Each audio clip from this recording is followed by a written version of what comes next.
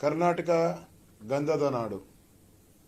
ಯಾವುದೇ ಬಜೆಟ್ ಅಲ್ಲೂ ಕೂಡ ಇದುವರೆಗೂ ಸ್ಪೆಸಿಫಿಕ್ ಆಗಿ ನಮ್ಮ ಗಂಧದ ನಾಡಿನ ಬಗ್ಗೆ ಯಾರು ಪ್ರಸ್ತಾವ ಬಂದಿಲ್ಲ. ಫಸ್ಟ್ ಟೈಮ್ ನಮ್ಮ ಗಂಧದ ನಾಡಿಗೆ ಗಂಧವನ್ನು ಬೆಳೆಯುವಂಥದ್ದಕ್ಕೆ, ಸಂರಕ್ಷಣೆ ಮಾಡುವಂಥದ್ದಕ್ಕೆ ಮತ್ತು ಹೊಸದಾಗಿ ಕೆಲವು ಏರಿಯಾಗಳಲ್ಲಿ ಗಂಧವನ್ನು ಬೆಳೆಯುವಂಥದ್ದಕ್ಕೆ ಉತ್ತೇಜನ ಕೊಡುವಂಥ ಕೆಲಸವನ್ನು ಇವತ್ತು ನಿರ್ಮಲಾ ಸೀತಾರಾಮನ್ ಅವರು ಮಾಡಿದ್ದಾರೆ. ಗಂಧ ಬಿಟ್ಟರೆ ಅತಿ ಹೆಚ್ಚು ತೆಂಗು ನಮ್ಮ ತುಮಕೂರಿಂದ, ಬೆಂಗಳೂರಿಂದ ಹಿಡಿದು ಕೋಲಾರ, ತುಮಕೂರು, ಮೈಸೂರು, ಮಲೆನಾಡು ಭಾಗ, ಕೋಸ್ಟಲ್ ಇವೆಲ್ಲನೂ ಕೂಡ ಹೆಚ್ಚು ತೆಂಗನ್ನು ಬೆಳೆಯುವಂಥದ್ದು. ತೆಂಗಿಗೆ ಇವತ್ತು ಅಂತಾರಾಷ್ಟ್ರೀಯ ಮಟ್ಟದಲ್ಲಿ ಅವಕಾಶ ಆಗಬೇಕು ಅಂತೇಳಿ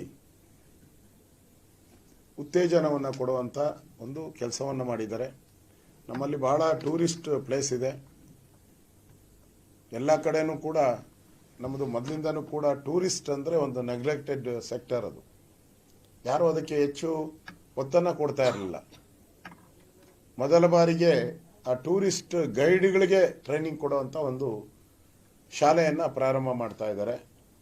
ಮತ್ತು ಈ ಟೂರಿಸಂ ಪಾತ್ ಏನಿದೆ ಅದಕ್ಕೆ ಹೆಚ್ಚು ಒತ್ತನ್ನು ಕೊಟ್ಟಿದ್ದಾರೆ. ವಿಶೇಷವಾಗಿ ಬರ್ಡ್ ಸೆಂಚುರೀಸ್ ನಮ್ಮ ಕರ್ನಾಟಕದಲ್ಲಿ ಜಾಸ್ತಿ ಇದೆ. ಅಲ್ಲಿ ಈ ಬರ್ಡ್ ಸೆಂಚುರಿಯ ಬಗ್ಗೆ ರೈಲ್ವೆ ಯೋಜನೆಗಳನ್ನು ಕೂಡ ತರುವಂಥ ಒಂದು ಪ್ರಾಮಾಣಿಕ ಪ್ರಯತ್ನ ಮಾಡಿದ್ದಾರೆ. ಪ್ರಮುಖವಾಗಿ ನಿಮ್ಮ ಆಕ್ಸಿಡೆಂಟ್ ಸಂದರ್ಭದಲ್ಲಿ ಅವರಿಗೆ ಬರುವಂಥ ಪರಿಹಾರ ಏನಿದೆ ಅದಕ್ಕೆ ಟ್ಯಾಕ್ಸ್ ಇತ್ತು ಇಷ್ಟು ದಿನ, ಅದನ್ನು ಟ್ಯಾಕ್ಸನ್ನು ತೆಗೆದಿದ್ದಾರೆ.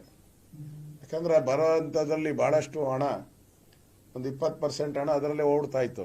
ಈಗ ಪೂರ್ತಿ ಆಕ್ಸಿಡೆಂಟ್ ಆದಂಥವ್ರಿಗೆ ಪೂರ್ತಿ ಹಣ ಏನು ಇನ್ಶೂರೆನ್ಸ್ ಬರ್ತಾ ಇತ್ತು ಅದಕ್ಕೆ ಯಾವುದೇ ರೀತಿಯ ತೆರಿಗೆಗಳಿಲ್ಲ. ವಿಶೇಷವಾಗಿ ಹೆಚ್ಚು ಕ್ಯಾನ್ಸರ್ ಪೀಡಿತ ರೋಗಿಗಳು ದಿನೇ ದಿನೇ ಹವಾಮಾನದ ವೈಪರೀತ್ಯದಿಂದ ಜಾಸ್ತಿ ಆಗ್ತಾ ಇದ್ದಾರೆ. ಸೊ ಆ ಕ್ಯಾನ್ಸರ್ ಔಷಧಿಗಳು ಬಹಳ ದುಬಾರಿ ಆಗ್ತಾ ಇದೆ.